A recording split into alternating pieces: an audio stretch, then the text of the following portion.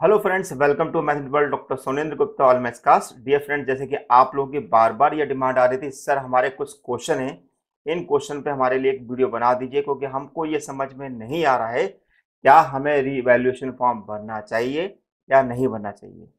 आप लोग की बार बार क्वेरी आ रही थी, सर क्या रीवैल्यूएशन फॉर्म भरने के बाद हमारे मार्क्स कम हो सकते हैं, क्या रिवॉल्यूशन फॉर्म भरने पर हमको किसी प्रकार का कोई प्रॉब्लम आ सकता है। तो इन्हीं सभी क्वेश्चन का आज मैं आपको सॉल्यूशन दूंगा। आपसे बस रिक्वेस्ट ये है कि आप वीडियो को बिल्कुल भी स्किप मत करिए, क्योंकि मैं आपको आज बहुत महत्वपूर्ण जानकारी आपको साथ शेयर करना चाहता हूँ। कुछ लोग यूट्यूब पे भ्रांतियाँ फैला रहे हैं कि भाई हमें रिवॉल्यूशन फॉर्म नहीं भरना चाहिए। तो भाई मैं आपको यहाँ पर कुछ बातों का यहाँ पर स्पष्ट रूप से आपको बताना चाहता हूँ कि क्या करना चाहिए और क्या नहीं करना चाहिए। तो आइए स्टार्ट करते हैं। तो आपका जो सबसे पहला क्वेश्चन जो है, उस क्वेश्चन को हम यहाँ पर, आपका सबसे पहला क्वेश्चन क्या है कि हाँ, क्या हमें आरजीपीवी का रीवैल्यूएशन फॉर्म भरना चाहिए। तो भाई मैं आपको बता दूं, आपको आरजीपीवी का रीवैल्यूएशन फॉर्म क्यों नहीं भरना चाहिए या क्या भरना चाहिए। तो यहाँ पर सबसे इंपॉर्टेंट चीज यहाँ पर यह है कि भाई मैं आपको बोलूंगा कि भाई आप आरजीपीवी का रीवैल्यूएशन फॉर्म जरूर भरें। आपके कितने भी मार्क्स क्यों ना आए हों, आप रीवैल्यूएशन फॉर्म जरूर भरिए। कई बार ऐसा देखा जाता है कि कॉपियां जब चेक होती हैं, तो कॉपियां चेक होते समय कुछ पेज कॉपियां चेक नहीं हो पाते हैं और आपको मार्क्स कम मिल जाते हैं। दूसरी बात, यहाँ पर एक बात का ध्यान रखना है, कई बच्चे हमसे पूछते हैं कि सर मैंने 35 पेज भरे हैं, 40 पेज भरे हैं। तो मैं आपको बता दूं, क्योंकि आप हो साइंस के स्टूडेंट, आप इंजीनियरिंग कर रहे हो, यहाँ पर इस बात से कोई भी फर्क नहीं पड़ता है कि आपने कितने नंबर ऑफ पेजेस भरे हुए हैं।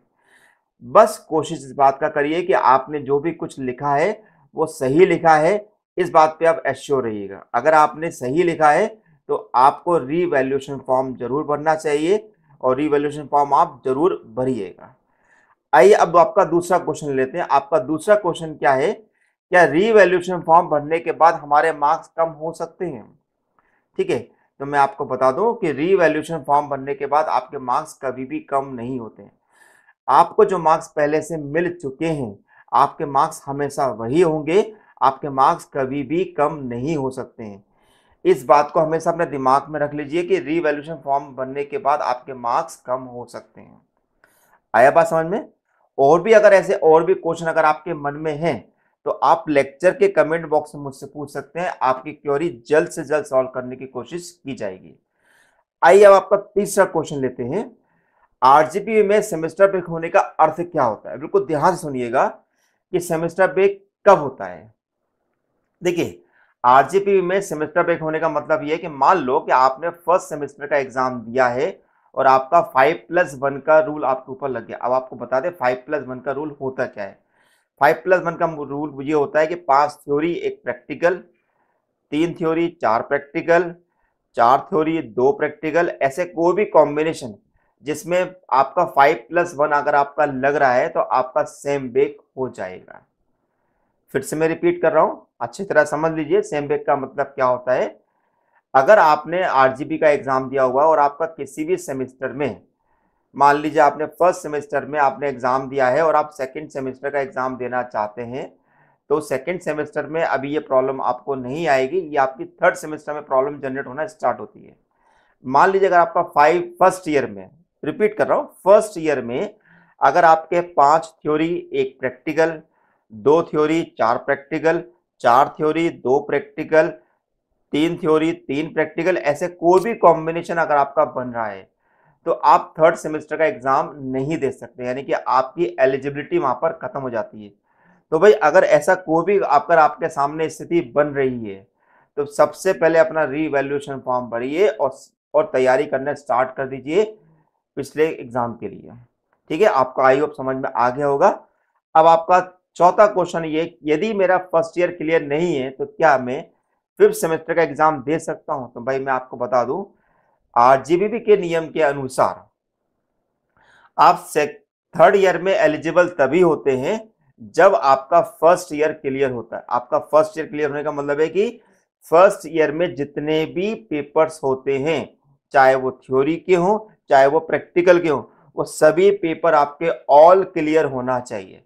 अगर वो पेपर अगर आपके ऑल क्लियर नहीं है, तो आप आरजीपीवी का 5th सेमेस्टर का एग्जाम देने के लिए नॉन एलिजिबल स्टूडेंट कहलाएंगे। ठीक है, आपको समझ में आ गया। ऐसे अगर आपके और भी कोई क्वेश्चन है जो आपको लगता है कि जो आपको डाउटफुल होते हैं, तो आप मुझसे पूछ सकते हैं। मैंने देखा है कुछ यूट्यूब पे कुछ लोग जो है ये भ्रांतियां फैला रहे हैं कि भाई आरजीपीवी का रीवैल्यूएशन फॉर्म मत भरिए। भाई मैं आपको यहाँ पर कहना चाहता हूँ, उनकी बात सुनना, रीवैल्यूएशन फॉर्म जरूर जरूर जरूर भरिए। रीवैल्यूएशन फॉर्म भरने के बाद आपके पास रास्ते ओपन होते हैं कि आप चैलेंज की तरफ जा सकते हैं। लेकिन अगर आपने रीवैल्यूएशन फॉर्म अगर आपने नहीं भरा हुआ है, तो आप चैलेंज की तरफ नहीं जा पाएंगे। आपके लिए वो नुकसानदेह हो सकता है। चैलेंज की एक नियम होता है कि चैलेंज ने आरजीपीवी ने चैलेंज के लिए एक बहुत अच्छी बात इस बार करी हुई है कि आपका जो चैलेंज जो होगा, यानी कि आपकी जो कॉपी दिखाई जाएगी, आपके सामने आपकी कॉपी चेक की जाएगी और साथ में आपको अगर किसी प्रकार का कोई डाउट है कि सर हमको ये मार्क्स गलत मिले हैं, तो वहां पर आप ये चीज बता सकते हैं। तो बस चैलेंज के समय जब जाएंगे तो आपको बस इतना करना है कि आपने जिस कॉपी या जिस बुक का अगर आपने यूज किया हुआ है, उस बुक और कॉपी को लेके आपको एग्जाम वहां पर चैलेंज के समय जाना होगा और दिखाना होगा सर देखिए हमने क्वेश्चन जो है इस प्रकार से सॉल्व किए हुए हैं। तभी आपको वहां पर वो चैलेंज के में मार्क्स मिल सकते हैं। मैंने कई बार ऐसा देखा हुआ है कि कुछ बच्चों के मार्क्स जो होते हैं कि भाई उनको मार्क्स जो है केवल 5 और 6 होते हैं, लेकिन चैलेंज में उनके मार्क्स आप बिलीव नहीं करेंगे कि उनके मार्क्स 40 नंबर तक बढ़ जाते हैं। तो मैं आपको यहाँ पर फिर से रिपीट करना चाहूंगा कि भाई रीवैल्यूएशन का फॉर्म जरूर भरिएगा। इसमें किसी भी प्रकार की आप अपने मन में शंका मत लेके आइए कि रीवैल्यूएशन फॉर्म भरने से हमारे मार्क्स कम हो जाते हैं, रीवैल्यूएशन फॉर्म भरने से कुछ नहीं होता है। ये सब बेकार की बात है।